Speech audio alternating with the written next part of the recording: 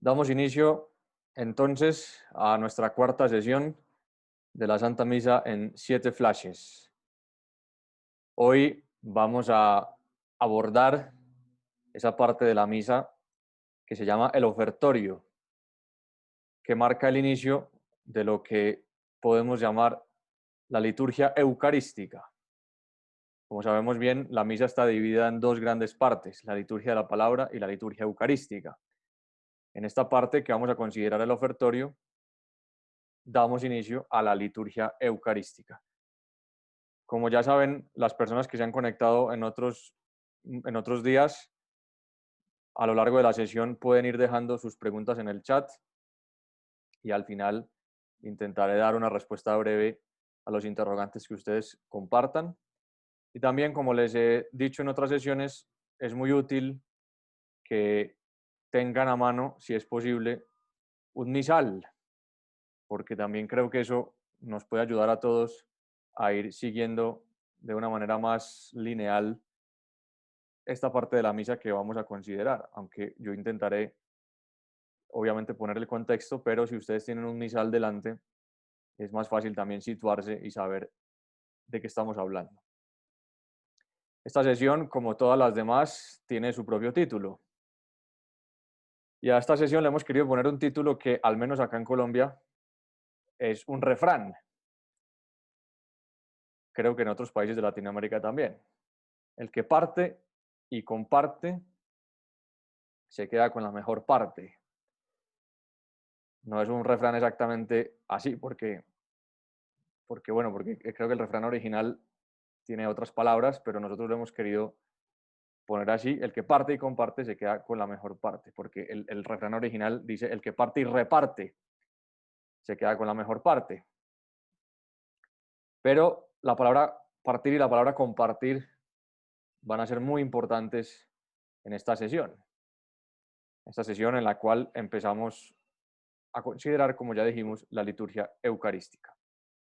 Este es el título de la sesión para que lo tengan presente. El que parte y comparte se queda con la mejor parte. Es el trasfondo que nos va a ayudar mucho a darle sentido a esta sesión en estos 40-45 minutos que vamos a dedicar a hablar del ofertorio.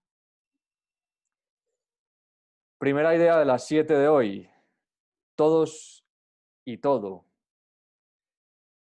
Estamos ya en la liturgia eucarística y aquí sucede una primera cosa desde el punto de vista visual que es muy importante.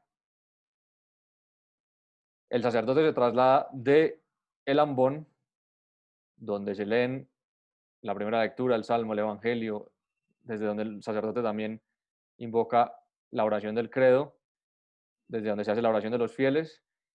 Todo lo que sucede en el ambón se detiene, finaliza, se da por concluido y el sacerdote se traslada al altar. Y esto es una primera situación visual, situación geográfica dentro del presbiterio, que marca que entramos a una nueva fase, a una nueva parte de la Santa Misa.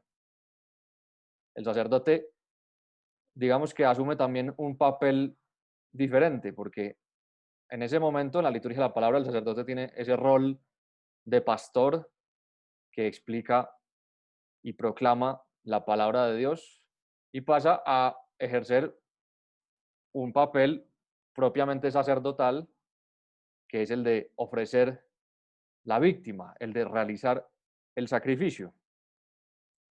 Ya hemos dicho que el ofertorio, perdón, la Santa Misa, hemos dicho en otras sesiones, el Padre Pío de Pietrelcina, San Pío de Pietrelcina, la dividía en diferentes partes también para evocar la pasión de Cristo. Esto ya lo dijimos en la primera sesión.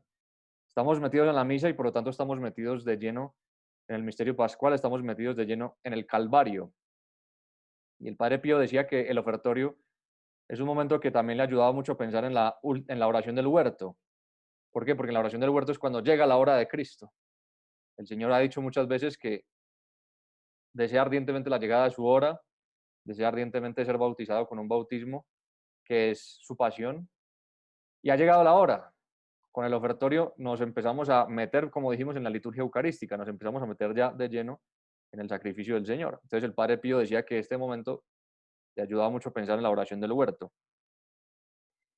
Y esto ¿Qué quiere decir? Que nos metemos también nosotros con Jesús en Getsemaní. En Getsemaní, en el huerto de los olivos, estaban presentes los apóstoles. ¿Qué sucede en el ofertorio? El sacerdote ofrece, su nombre lo indica, el sacerdote ofrece la ofrenda del pan y el vino. Y esto es muy bonito porque esta parte de la misa nos vincula muy estrechamente con la liturgia judía.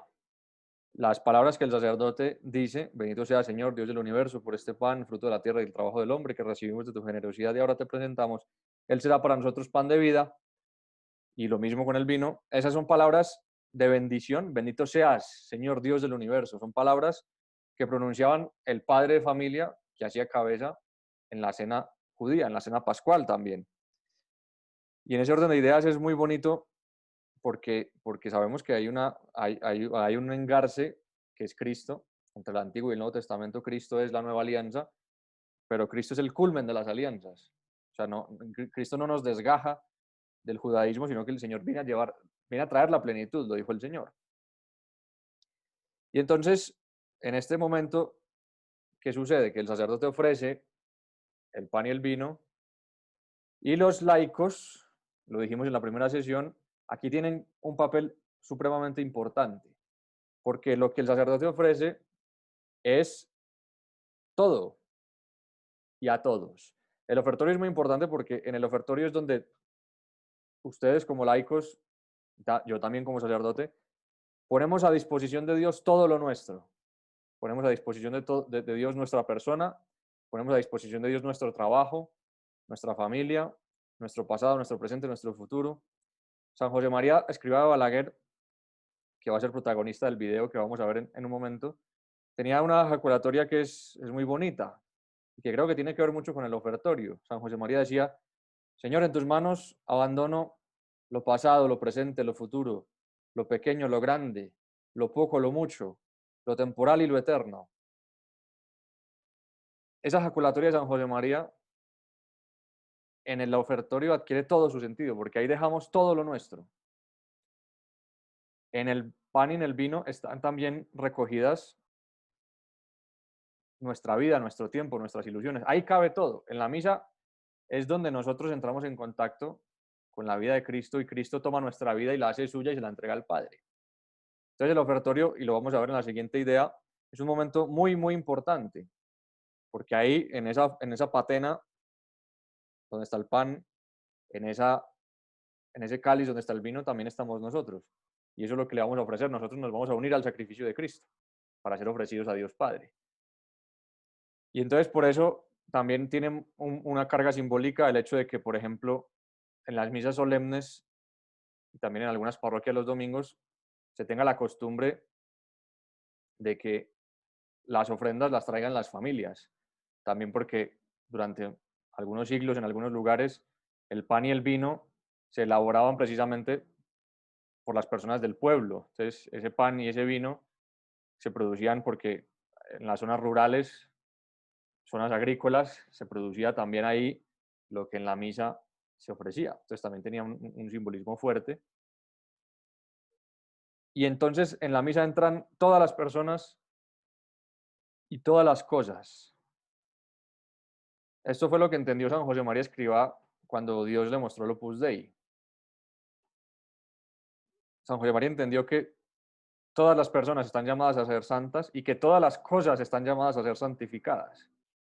Es una doble dimensión el de la llamada a la santidad. Todas las personas están llamadas a ser santas y todas las cosas, todas las ocupaciones, todos los oficios son susceptibles de ser santificadas. ¿Pero eso por qué es posible?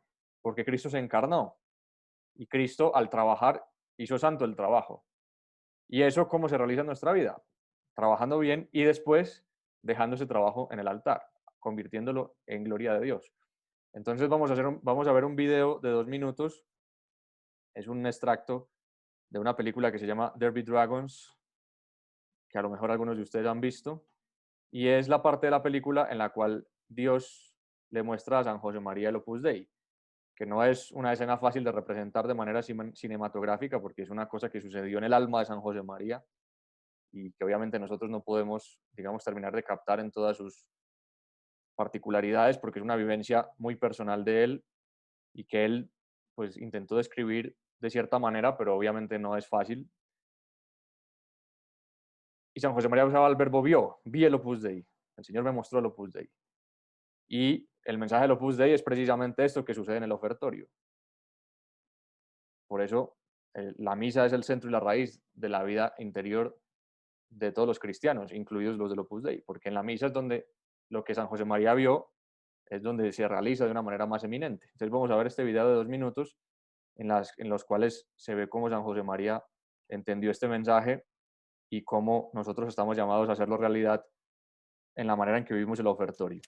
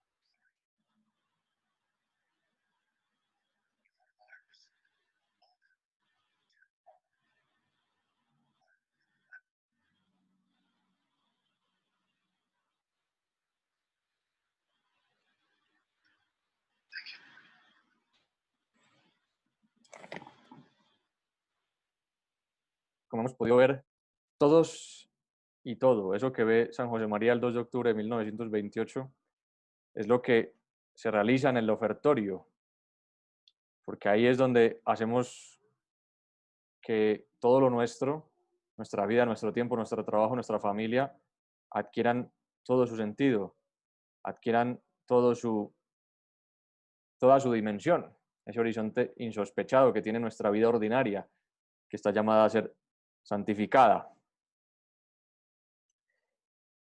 En esta sesión están conectadas personas de muchas edades, pero quizás muchos de los que me están escuchando, también porque a mí me tocó vivirlo cuando era niño. Antes, cuando uno iba al cine, las películas tenían intermedio, porque se utilizaban un tipo de cintas, un tipo de rollos que eran limitados y no eran capaces de albergar la duración entera de la película. Entonces había que poner otro rollo, hacer el cambio.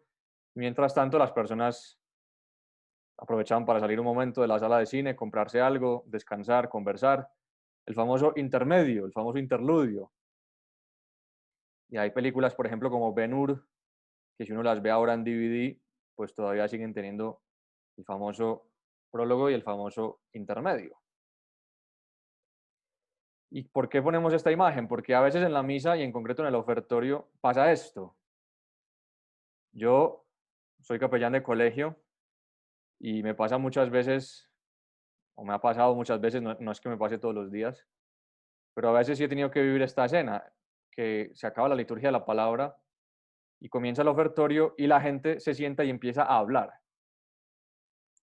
Los niños empiezan a hablar, los muchachos empiezan a hablar, mientras el sacerdote está preparando el altar, está poniendo el corporal, está preparando el cáliz, los niños empiezan a hablar. Y eso también pasa en las parroquias. La persona empieza a buscar una moneda para echar en la bolsa, otra persona aprovecha para sonarse la nariz, otra aprovecha para comentar lo aburrida que estuvo la homilía, otra empieza a comentar que está lloviendo, y entonces, ¿qué vamos a hacer porque está lloviendo? Y parece como si el ofertorio fuera un intermedio, parece como si el ofertorio fuera un pause que se pone en la misa y bueno, el sacerdote está allá en el altar haciendo cosas y nosotros estamos aquí sentados esperando a que el sacerdote acabe eso que está haciendo, que no sabemos qué es, para que ya el sacerdote pues empiece a hablar otra vez y nosotros nos volvemos a enganchar con lo que el sacerdote haga. Y no, las películas ya no tienen intermedio. Las películas ahora se ven enteras sin parar y la misa nunca ha tenido intermedio. Si nosotros pensáramos que el ofertorio es el intermedio de la misa, nos estaríamos perdiendo de algo muy gordo, porque nos estaríamos perdiendo de la posibilidad de convertir nuestra vida en una sola ofrenda que se une a la ofrenda de Cristo. Si en el ofertorio nosotros aprovechamos para mirar al altar, mirar al sacerdote e interiormente, mientras el sacerdote está preparando las ofrendas, en vez de estar mirando el vestido de la vecina o en vez de estar fijándonos en los zapatos de la otra o en vez de estar buscando la moneda de 500 pesos y pensar si doy una moneda de 500 o si no, etcétera, etcétera. Entonces, bueno, pues ahí podemos perdernos de una cosa muy importante. Porque, claro, la misa es el fruto de la tierra, de la vid y del trabajo. No es un interludio, no es, como dijimos, es la pausa. Entonces, vamos a aprovechar también para hablar con Dios. Es importante que tú y yo, bueno, en mi caso soy sacerdote, entonces obviamente lo hago y lo estoy haciendo durante todo el ofertorio mientras estoy preparando las ofrendas, estoy hablando con el Señor. Pero entonces vamos a aprovechar también nosotros para hablar con el Señor y decirle, Señor, en este momento dejo mi trabajo, mi familia, mis preocupaciones, mis dolores, mis enfermedades, mi situación económica, mi situación laboral, mi pelea que tuve con mi esposa, mis hijos que son adolescentes y me están preocupando. Todo eso está llamado a estar en el altar. Todo eso está llamado a unirse a Cristo en la cruz. Entonces, mientras el sacerdote prepara las ofrendas, tú como laico tienes esa posibilidad de poner en contacto toda tu vida con la vida de Cristo, poner en contacto toda tu vida con el sacrificio del Señor. Las películas ya no necesitan un intermedio y la misa nunca lo ha necesitado. Y para entender por qué es fundamental el ofertorio, es importante ver lo que el sacerdote hace y dice. ¿El sacerdote qué hace? El sacerdote prepara el altar en primer lugar. Y el sacerdote, mientras prepara el altar, dice una serie de oraciones. Y esto lo vemos también muy claro en las oraciones que nosotros ya conocemos, pero hay otras que a lo mejor algunos de los que me están escuchando no conocen. Bendito sea Señor Dios del universo por este pan, fruto de la tierra. Esto es importante, es fruto de la tierra, eso es fruto de la creación. El pan y el vino son fruto de la tierra, son fruto de lo que el Señor mismo nos da. Y entonces esto es también una imagen de nuestra vida, porque nosotros lo que le damos a Dios es algo que no nos pertenece, es algo que es de Dios mismo. O sea, en el ofertorio estamos ofreciéndole al Señor algo que Dios ya nos ha ofrecido a nosotros antes. Por eso esta mención al fruto de la tierra es importante, porque el fruto de la tierra es fruto de la creación, fruto de lo que Dios ha hecho. Es devolverle a Dios lo que le pertenece. Fruto de la vid, otra vez, fruto de la creación. Y fruto del trabajo, es decir, en el ofertorio se conjuga lo que nos da Dios, que nosotros le devolvemos, y lo que nosotros como hombres, que estamos llamados a trabajar, le damos al Señor. Esto es muy bonito porque vemos cómo en la misa se realiza de una manera eminente también lo que sucede en la creación, en el Génesis, que Dios crea todo y luego pone al hombre en la tierra, dice el Génesis, para que trabajara, ut operaretur. En la misa se realiza ese gesto de la creación. En la misa se elabora, se entrelaza de una manera maravillosa el plan de Dios original en la creación, que es que la tierra y el hombre se unan para dar gloria a Dios. Y eso se lo devolvemos al Señor de una manera maravillosa en el momento del ofertorio. Por eso es importante, insisto, en que el ofertorio no sea un interludio. También porque esas oraciones que dice el sacerdote, a veces las decimos en voz baja. ¿Por qué? Porque en ese momento es cuando se aprovecha para cantar y entonces cuando hay cantos, el sacerdote lo dice en voz baja. Aunque no haya cantos, el sacerdote podría decirlo en voz baja también. De hecho, está escrito que se diga en voz baja. Es opcional decirlo en voz alta, de hecho. Pero entonces, insisto en que esto es importante que estemos atentos porque el sacerdote muchas veces dirá eso en voz baja y nosotros nos podemos despistar porque estamos pensando en la canción, estamos pensando en la moneda, estamos pensando en otra cosa. Es un momento en el que es fácil distraerse. Entonces requiere un ejercicio de atención de nuestra parte, quizás un poquito más fuerte que en otras partes de la misa porque no estamos tan activos desde el punto de vista de las palabras, pero es importantísimo que estemos participando interiormente de manera activa, o sea, que en el ofertorio estemos con los 5 sentidos metidos en el altar, porque ahí es donde estamos entregando toda nuestra vida. Y hay una frase de San José María que, o sea, obviamente, San José María no se la inventa, sino que San José María la toma de la enseñanza de la Iglesia y de lo que también Dios le muestra al ver el Opus Dei, y es que cada persona puede ser sacerdote de su propia existencia. ¿Quién es el sacerdote? El sacerdote es el siervo, el ministro, que hace de puente entre Dios y los hombres. El sacerdote es el que ofrece la víctima. ¿Quién es el sacerdote en la misa? Jesucristo. Sabemos que en la misa Jesucristo es al mismo tiempo sacerdote, víctima y altar. Pero el Señor, con el bautismo y con la participación en la Santa Misa, nos permite que se haga realidad esto, que nos convirtamos en sacerdotes de la propia existencia. O sea, que nosotros convertamos nuestra vida en una ofrenda agradable a Dios, que nosotros convirtamos nuestra vida en algo que sea digno de ser entregado al Señor. Y por eso la misa es el centro y raíz de la vida interior, y por eso San José María también, lo dijimos en la primera sesión, decía que en la misa se encierra todo lo que Dios espera de nosotros. ¿Por qué la misa es el centro y raíz de la vida interior y por qué la misa es aquello en lo que se encierra todo lo que Dios espera de nosotros? Porque también cuando uno entiende lo que es la misa, toda su vida adquiere otra dimensión. O sea, amar la misa lo lleva a uno a odiar el pecado. ¿Por qué? Porque si yo me doy cuenta de lo que es la misa, automáticamente tengo que estar alerta para que todo lo que no me permita vivir bien la misa, a mí como sacerdote, a ustedes como laicos, todo lo que me impida ser digno o ser lo más digno posible de celebrar la misa en mi caso, no lo quiero. Entonces vemos como el hecho de amar la misa me lleva automáticamente a odiar el pecado. Y amar la misa me lleva automáticamente a amar al prójimo, porque ya lo dijo el Señor en el Evangelio. Si vas a llevar tu ofrenda, lo que estamos haciendo en este momento, llevar la ofrenda. Si vas a llevar tu ofrenda y te acuerdas de que estás peleado con tu hermano, ve y reconcíliate con él, y ahora, después de reconciliarte con tu hermano, ven a traer la ofrenda. Ofrecer la vida es entender que el Señor nos pide el sacrificio de Abel, es decir, entregar lo mejor nuestro, entregar la mejor ofrenda posible. Y entonces la misa también tiene unas consecuencias morales y éticas supremamente fuertes cuando entendemos lo que es la misa, y por eso estamos intentando dedicarle con pausa y con serenidad estas sesiones a cada parte de la misa, porque la misa es un tesoro infinito y vemos que la misa no se reduce a lo que pasa esa media hora.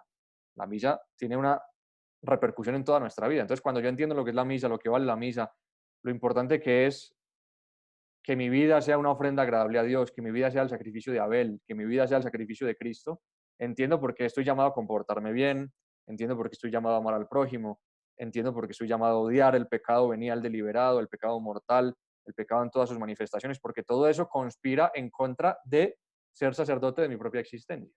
Todo lo que me aparta de Dios, todo lo que me aparta de la misa, hace que mi ofrenda sea la ofrenda de Caín. Una cosa horrible, las obras. Entonces, cuando yo no intento ser un cristiano coherente, cuando yo soy un cristiano que va a misa, pero luego esa misa no se refleja en mi vida, no repercute en mi conducta moral, pues estoy ofreciendo sacrificio de Caín, estoy ofreciendo, ¿qué voy a poner en el altar? ¿Qué voy a poner en el ofertorio? Las obras. Voy a poner pues un par de frutas ahí medio podridas y poco más. El Señor también lo dice en el Evangelio, por sus frutos los conoceréis. Entonces también es bueno que esta conciencia de que puedo ser sacerdote de mi propia existencia me lleve a desear que esa existencia sea una existencia santa, para que la ofrenda que yo haga a Dios de mi vida sea algo santo. Y esto lo entendemos también si nos fijamos en las palabras del sacerdote. Estas son palabras que el sacerdote dice en el momento en que pone agua en el vino.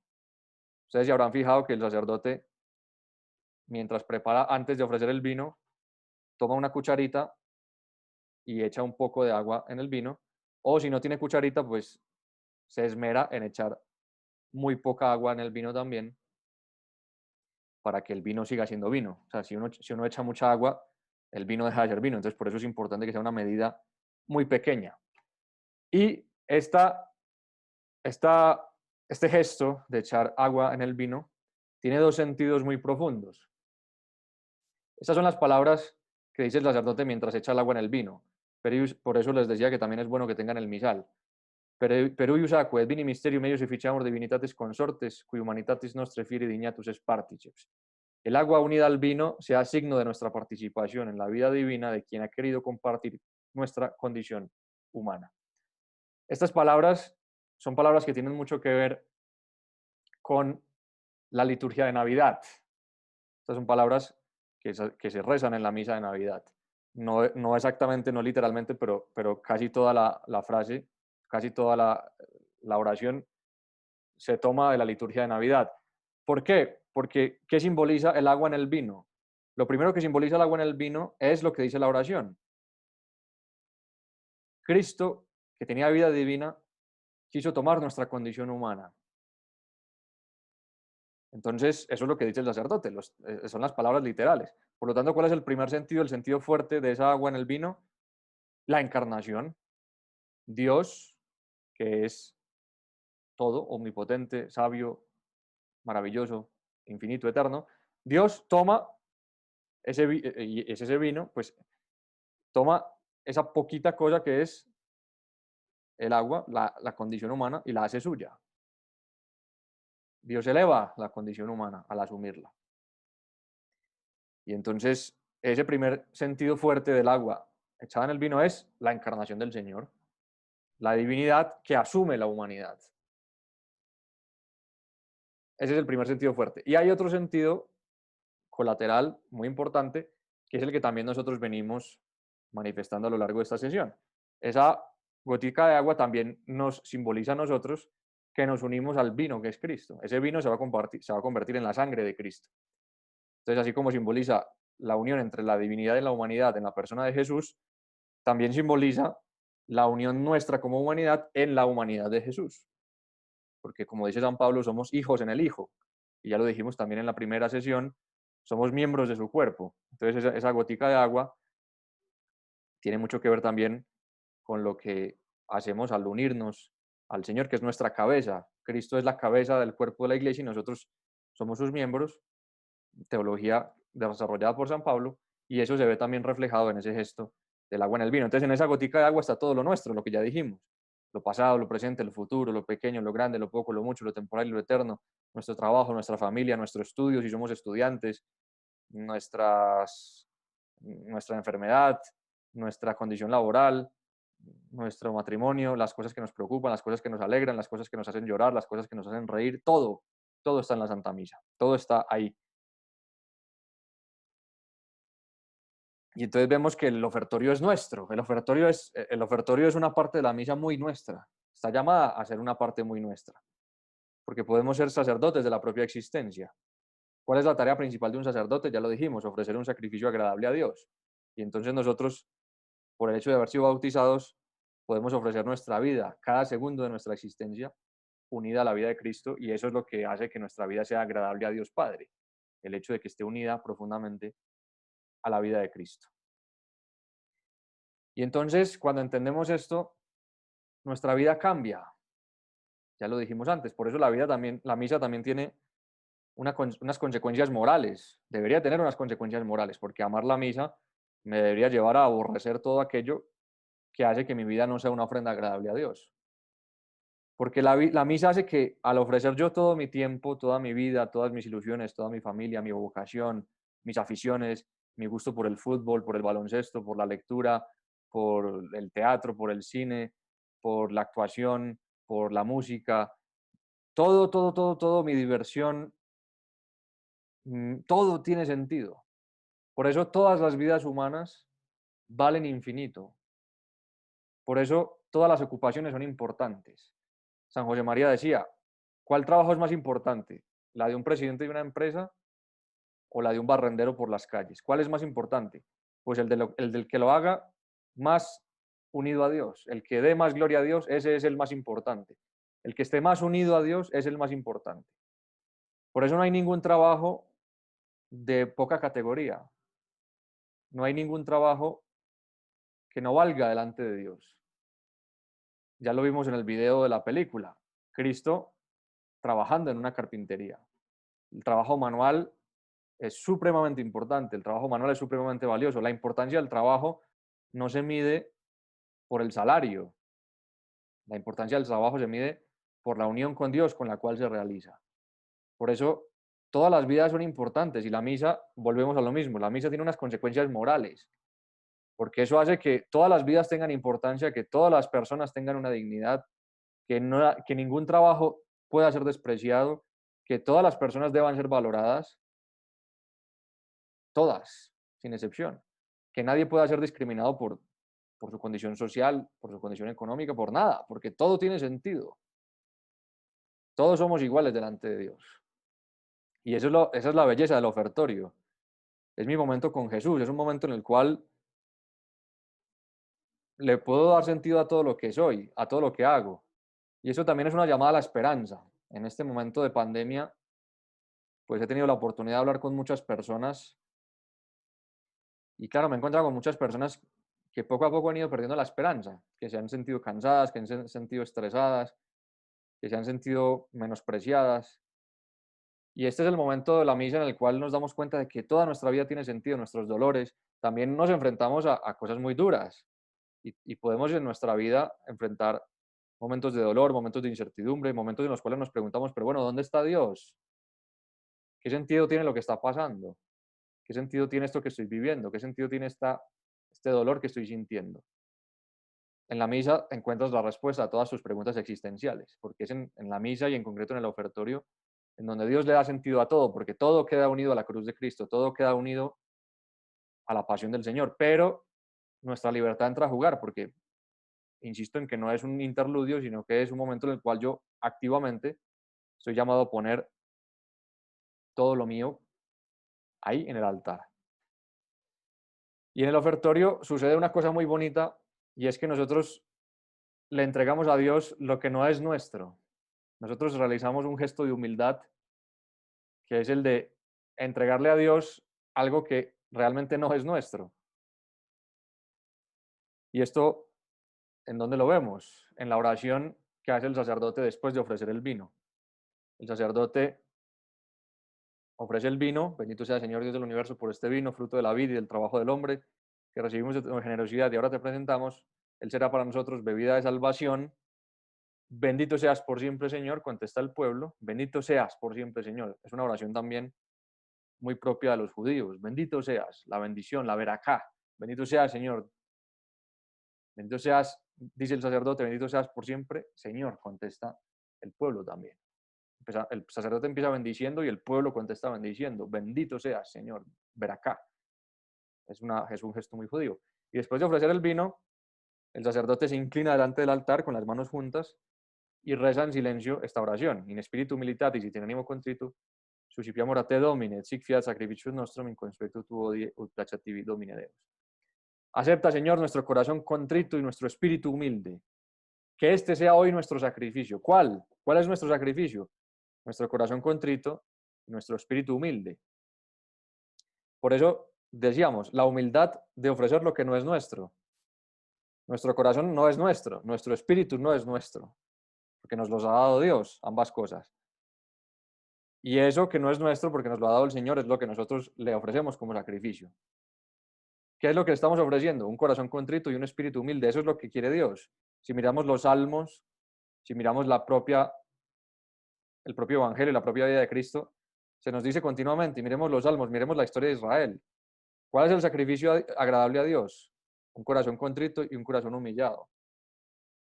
Un corazón contrito y humillado, tú, Señor, no lo desprecias, dice uno de los salmos más famosos. Rezó David después de su pecado con Betsabé. Un corazón contrito y humillado, tú no lo desprecias. Eso es lo que a Dios le agrada, el corazón contrito, el corazón humilde, y eso es lo que le entregamos en el ofertorio. Que este sea hoy nuestro sacrificio, Señor, y que sea agradable en tu presencia. Le estamos pidiendo al Señor que ese sacrificio que estamos ofreciendo sea agradable delante de Él.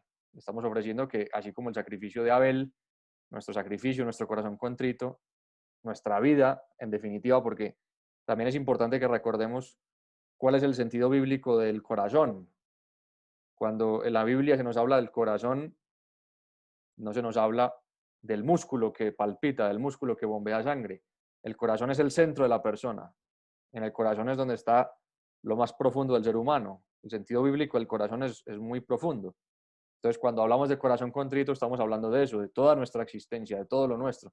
El corazón como el centro de la persona, como la base de operaciones, como el lugar en donde toda la vida de la persona se resume. Por eso celebramos la fiesta del Sagrado Corazón de Jesús. Por eso celebramos la fiesta del Dulcísimo Corazón de María. Porque en sentido bíblico el corazón es toda la persona. Y eso es lo que le queremos ofrecer al Señor. Por eso el sacerdote dice en silencio estas palabras. Y después de decir estas palabras en silencio, inclinado sobre el altar, el sacerdote se traslada lateralmente y se purifica las manos. Y mientras el sacerdote se purifica las manos, dice también una oración. Lávame Domine ab iniquitate mea, et a peccato meo munda me. Lava del todo mi delito, Señor, limpia mi pecado. Esto es un gesto de purificación. Recordemos la primera sesión, no, la segunda sesión en la que hablábamos del inicio de la misa. El sacerdote, antes de revestirse, se lava las manos y pide al Señor que purifique sus manos para poder celebrar dignamente la misa. O sea, el sacerdote ya tiene las manos limpias, ya se echó jabón, intenta tener las manos lo más limpias posible, se echó jabón, tiene las manos limpias, luego en la sacristía se ha purificado, ha rezado, pero dentro de la misa, el sacerdote que ya tiene las manos limpias y que ya ha pedido purificarse, vuelve a hacer ese mismo gesto, vuelve a lavarse las manos, lava, Señor, del todo mi delito y limpia mi pecado. Este gesto es clave. ¿Por qué? Porque el gesto no pretende que el sacerdote tenga las manos limpias físicamente, porque ya se las lavó. Lo que pretende es decir, bueno, es que se viene ya, estamos a punto de realizar el sacrificio. Entonces, como estamos a punto, el sacerdote necesita volver a ser purificado, el sacerdote necesita otra vez que el Espíritu Santo se meta de lleno en su alma, lava del todo, Señor, mi delito y limpia mi pecado. O sea, si quedara algo, Señor, que no pertenezca a este sacrificio, límpialo ya, porque, porque se viene el momento culminante de la Santa Misa, se viene el momento culmen de la historia de la salvación. Entonces el sacerdote realiza este gesto y también sería muy bonito que mientras el sacerdote se lava las manos, los fieles interiormente tengan esta misma intención: Señor, purifícame. Incluso diciendo una oración de este estilo: lava del todo mi delito, Señor, limpia mi pecado. Cuando el sacerdote se está lavando las manos en el altar, es muy importante que los fieles laicos que están asistiendo a la misa adopten esa misma actitud y digan, bueno, el sacerdote se está lavando las manos, se está purificando porque ya se viene el momento, es una llamada de alerta, es una llamada de atención. Entonces también yo en ese momento visualmente estoy siendo convocado a decir, bueno, el sacerdote se está purificando, yo también me tengo que purificar. Entonces es un momento muy bonito también para volver a pedir perdón por nuestros pecados y purificarnos porque ya es inminente el momento del sacrificio y que el Señor purifique precisamente esto, nuestro corazón y nuestro espíritu. Y entonces, después de lavarse las manos, el sacerdote, dirigiéndose al pueblo, le dice, oren hermanos, para que este sacrificio mío y vuestro sea agradable a Dios Padre Todopoderoso. Queremos que nuestro sacrificio sea agradable. ¿Cuál sacrificio? El de toda nuestra vida, el de nuestro corazón contrito y el de nuestro espíritu humilde. O sea, le estamos pidiendo al Señor que toda nuestra vida sea agradable a Él. Queremos ir al cielo, en definitiva, eso es lo que le estamos diciendo al Señor. Señor, queremos unir nuestra vida a la de Cristo para vivir con Cristo eternamente. Y el sacerdote abre las manos y las cierra, de tal manera que manifiesta también esa unión. El sacerdote abre para invitarlos a todos, oren hermanos, para que este sacrificio mío y de ustedes, apertura, sea agradable. Entonces cierro las manos para manifestar esa unión y para manifestar que estoy recogiendo todos los sacrificios de todos ustedes, fieles laicos, los estoy reuniendo con el mío para ofrecérselos a Dios Padre Todopoderoso. Y aquí nos adelantamos un poco porque esto pertenece a la plegaria eucarística primera, pero quería mencionarlo porque nos pone muy bien en situación. En la plegaria eucarística primera le pedimos al Señor esto. Le pedimos, Señor, mira con ojos de bondad esta ofrenda y acéptala como aceptaste los dones del justo Abel, el sacrificio de Abraham, nuestro Padre en la fe, y la oblación pura de tu sumo sacerdote Melquisedec. Abel, Melquisedec y Abraham son tres personajes del Antiguo Testamento que manifiestan precisamente eso. Son tres personajes que hicieron un sacrificio agradable a Dios. Abel ofreciendo lo mejor de su ganado, Abraham ofreciendo a su hijo y Melquisedec ofreciendo ese pan y ese vino que le había entregado también el propio Abraham, junto con una parte pues, de sus riquezas. Y Melquisedec ofrece un sacrificio de pan y vino, precisamente, que evoca, por supuesto, la Santa Misa. Entonces le estamos pidiendo al Señor que nuestro sacrificio, nuestra vida, sea agradable, como fue agradable la de Abel, la de Abraham y la de Melquisedec, que estamos unidos, nos estamos uniendo a los más grandes santos de la historia. Le estamos pidiendo al Señor que nuestra vida sea agradable como la de Cristo, en definitiva. Y finalmente, después de pedir eso y que el pueblo conteste esa oración tan bonita también, el Señor reciba de tus manos este sacrificio, el pueblo le habla al sacerdote, el Señor reciba de tus manos este sacrificio. ¿Cuál sacrificio? El sacrificio que acabamos de ofrecer, el de nuestra vida, para alabanza y gloria de su nombre. Para alabanza y gloria de su nombre. Recordemos el video de San José María. Todos y todo para tu gloria, Señor. Para nuestro bien, el de cada uno de nosotros y el de toda su Santa Iglesia, porque estamos todos perfectamente unidos en la comunión de los santos con el cielo y con el purgatorio, como manifiesta también esta foto de la diapositiva. Estamos unidos a Abel, a Melquisedec, a Abraham y a todos los santos. Estamos unidos a la Virgen Santísima. Y finalmente, el sacerdote lee la oración de las ofrendas, que al igual que la oración colecta, es una oración que tiene mucho que ver con la liturgia del día. Entonces, es una oración que cambia según si es una misa de domingo, si es una misa de santo, si es una misa de la Virgen. ¿Qué expresa esa oración de las ofrendas? Expresa de modo oficial los deseos y los sentimientos de los fieles de la Iglesia en relación a las ofrendas, suplicando que las reciba y después nos conceda los bienes espirituales. Entonces vamos a leer, por ejemplo, vamos a leer, por ejemplo, la oración de las ofrendas de hoy. Hoy estamos celebrando la fiesta del dulce nombre de María. Señor, que la intercesión de Santa María, siempre Virgen, te recomiende nuestros dones. Ahí está, volvemos a mencionar los dones. La oración de las ofrendas siempre mencionará lo que acabamos de hacer. Te recomienda nuestros dones. ¿Quién? La Virgen Santísima. Que también, si hay alguien que tuvo una vida agradable a Dios, pues fue María Santísima. Si hay un sacrificio que fue agradable a Dios, fue el de María, mucho más que el de Abel, mucho más que el de Abraham, mucho más que el de Melquisedec. Entonces le pedimos que la intercesión de la Virgen recomiende nuestros dones y al venerar tu nombre, y al venerar su nombre, el de María, nos haga aceptables en tu presencia, otra vez, nos haga aceptables, nos haga agradables, que nuestra vida sea agradable a ti, Señor, pero no porque nosotros seamos súper santos, no porque nosotros seamos súper buenos, no porque nosotros lo merezcamos, sino porque nuestra vida está unida a la de Cristo, y unida a la de Cristo sí puede ser agradable a Dios. Entonces el sacerdote hace la oración de las ofrendas, termina por Cristo nuestro Señor, y el pueblo responde amén. Y con eso comienza el prefacio, pero el prefacio será lo primero que trataremos en nuestra próxima sesión. Entonces, por hoy podemos dar paso ya a las preguntas. Muchas gracias por su atención. Vamos a dejar de compartir pantalla y con esto damos paso a las preguntas después de haber mencionado de manera muy rápida y sucinta cuáles son las particularidades del ofertorio. Así que damos pie a las personas para que puedan en el chat ir manifestando sus preguntas.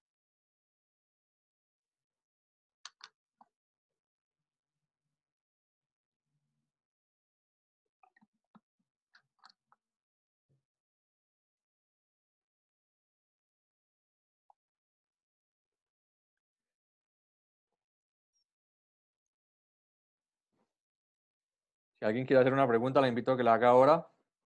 Y si no hay preguntas, pues damos por terminada la sesión. Muchas gracias de nuevo por la atención.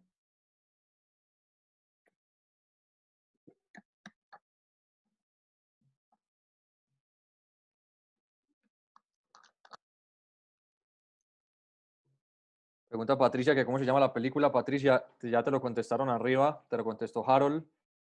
La película se llama Derby Dragons en inglés, Secretos de Pasión en Latinoamérica, que es un tipo de, o sea, es la misma película, pero en Latinoamérica tuvo sus propias particularidades.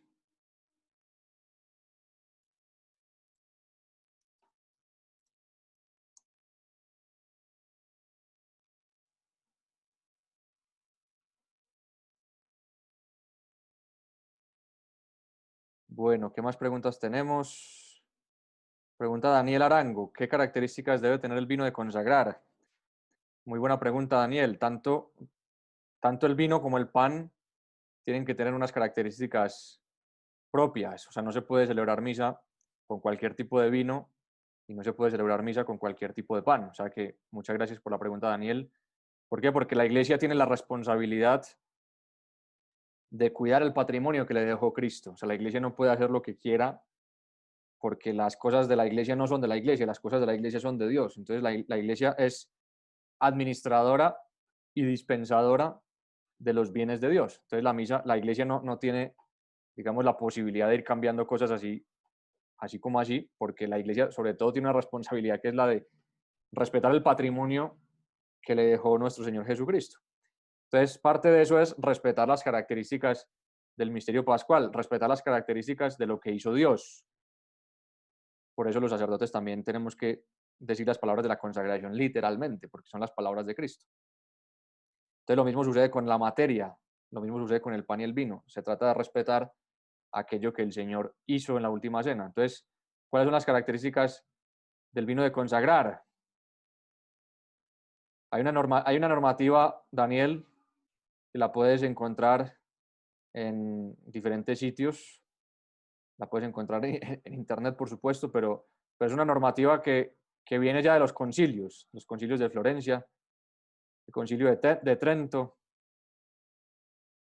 porque el vino de misa pues es precisamente lo que, pues se va a convertir en el cuerpo de Cristo, en la sangre de Cristo, ¿no? Entonces no deben proceder los vinos de vides salvajes, por ejemplo, tiene que ser un vino natural. El contenido en azúcares debe ser también de forma natural. No se le puede, no se le puede adicionar después alcohol posteriormente. Debe ser fermentado con levadura natural. No se permite el uso de aditivos como colorantes y conservantes. Es habitual que se realice con moscato por su dulzor, pero también depende de la zona donde se produzca. Y así sucesivamente, pues la verdad es que no me sé todas las particularidades, quizás a lo mejor se me escapa alguna ahora mismo, pero bueno, Daniel, eso lo puedes encontrar fácilmente en internet. Y, y bueno, pues pero la pregunta que haces es muy, muy importante, te la agradezco mucho porque nos recuerda que el vino de consagrar pues no es un vino cualquiera. Y por ejemplo aquí en Colombia, y supongo que en otros países también, pero aquí en Colombia, el vino de misa, las personas que producen vino de misa, viene en una botella que viene sellada con la, digamos, con la autorización de la arquidiócesis para mostrar que ese vino pues cumple con las características. Muy bien, pregunta Zulek. ¿El ofertorio es un momento para pedir por mis necesidades o solo es para ofrecer mi vida? Una pregunta que siempre he tenido, ¿cuál es el momento en que debo pedir por los sacerdotes? Ya que siempre tengo en mi mente muchos por quienes rezar y en general por todos los consagrados.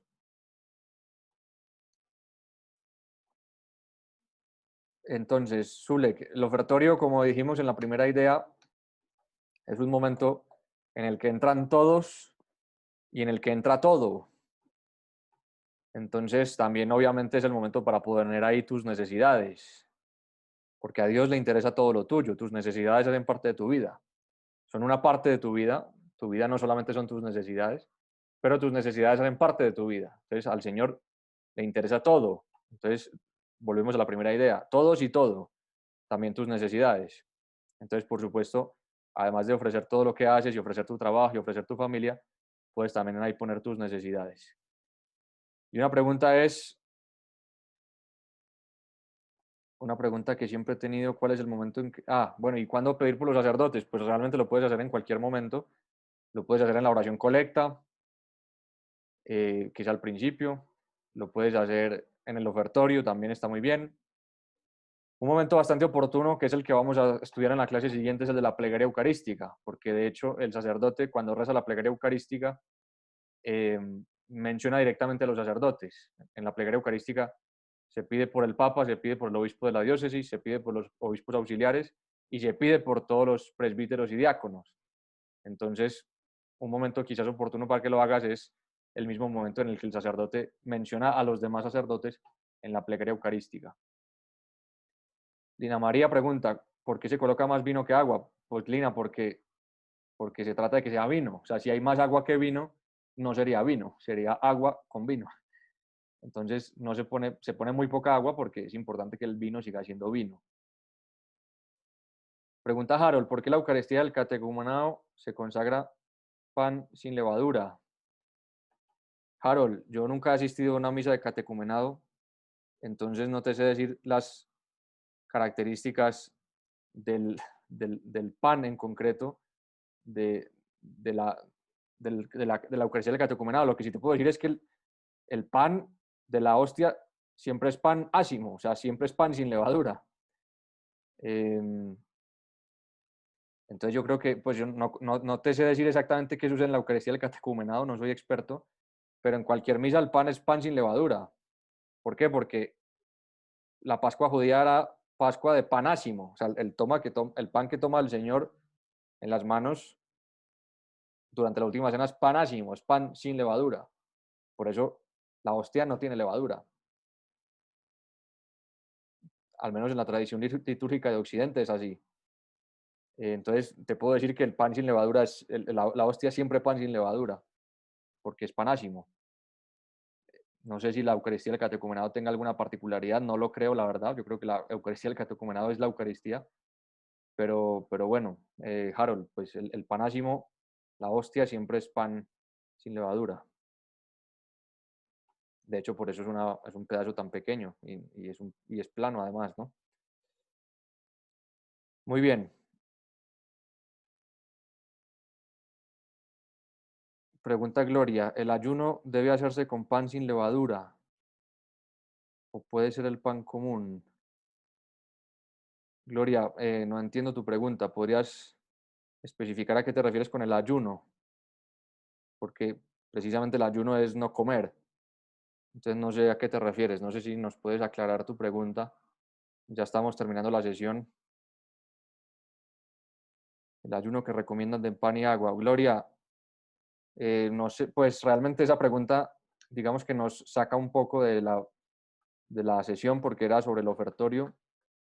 El ayuno que recomiendan de pan y agua, pues es de pan y es de agua.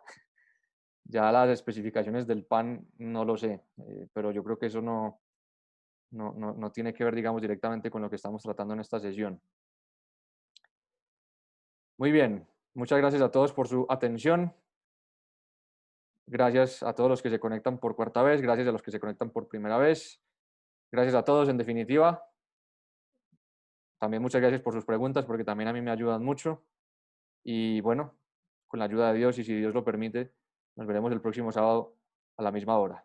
Que estén muy bien. Hasta luego.